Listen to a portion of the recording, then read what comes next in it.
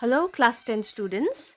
Our today's topic is the strange case of Britain. In Britain, the nation states did not form because of sudden upheaval or revolution. Upheaval means political revolts or protest, okay? It was the result of a long drawn out process.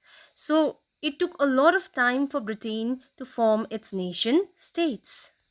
So there was no British nations till 18th century. In British Isles, there were four ethnic groups.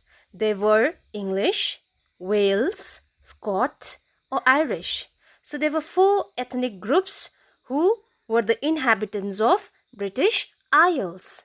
Now all of these four groups, they had their own culture and own political traditions. Slowly, English. English means people who lives in England. So English, because of the Industrial Revolution, they started becoming more wealthy, important and powerful. The English Parliament had seized power from the monarchy in 1688. So the English Parliament had forcibly taken power from the monarchy in 1688, and this was after a long conflict, and this was the first step towards nation state with England at its center. After that, an act between England and Scotland was signed, okay, which is called the Act of Union 1707. This resulted in the formation of a United Kingdom of Great Britain. This means England can now have its influence on Scotland. After that, Scotland's culture and political institutions were suppressed by the English members.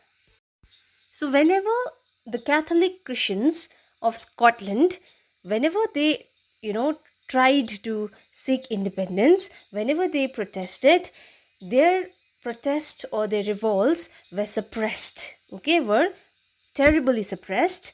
And the Scottish Highlanders, they were forbidden to speak the Gaelic language. They were not allowed to speak the Gaelic language. They were not even allowed to wear their national dress. And large numbers were forcibly thrown out of their homeland also. Next is Ireland. Ireland was a country that was divided between Catholics and Protestants. The English, the people of English, they supported the Protestants of Ireland. So the Catholics group, the Catholics group, they revolted against British domination, but their revolts were again suppressed.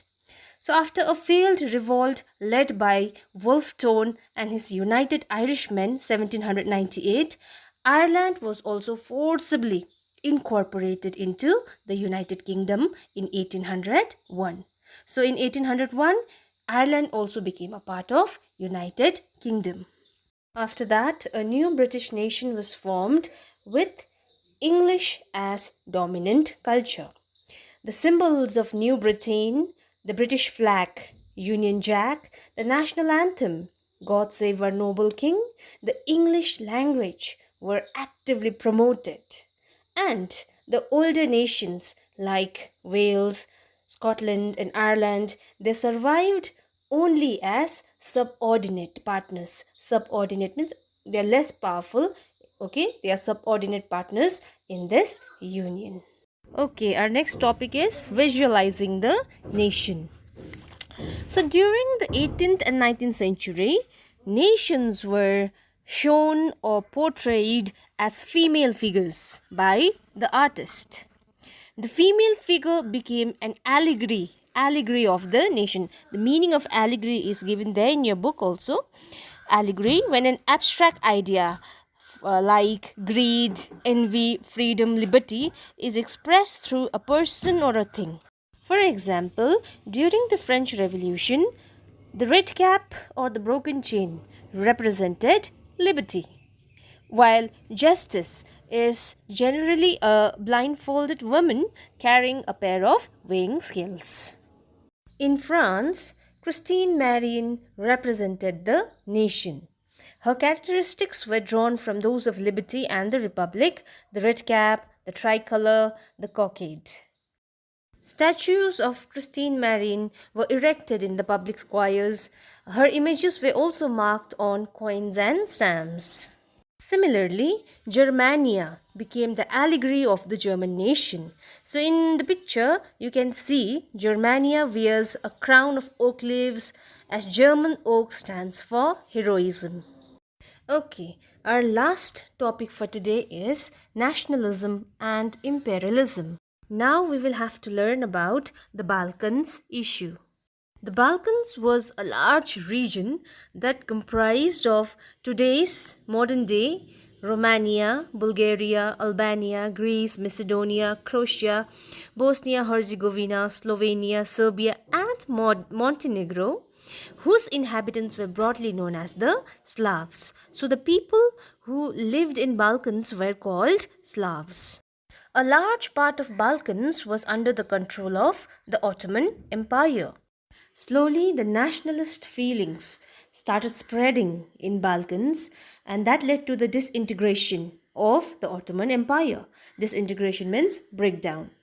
So after the disintegration of the Ottoman Empire, the people of Balkans started breaking away from Ottoman's control one by one and declared independence. The people of Balkan often used history to prove that they had once been independent, okay?